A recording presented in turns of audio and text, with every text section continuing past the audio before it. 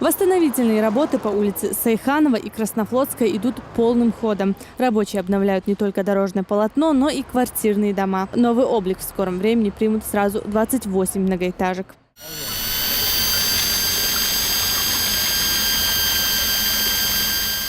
За ходом работ столичный мэр следит лично. Состояние некоторых помещений и земельных участков вдоль дороги вызвало недовольство градоначальника.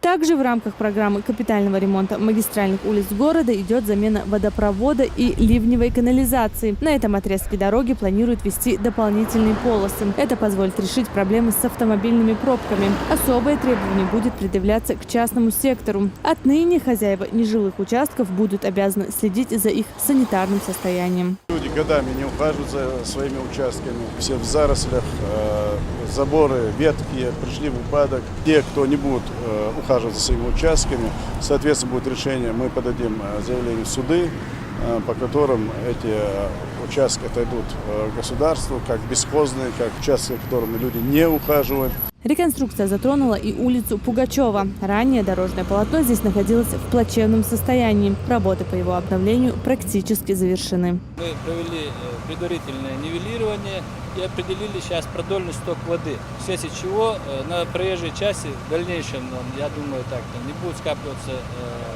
ливневого стока. 88 года бинкус ашшо. Хеттүн иш гиндацар хинс кунагдак кидина цадол. Дел рейс хил чоха бал хүйгөр охал. Ва цалур.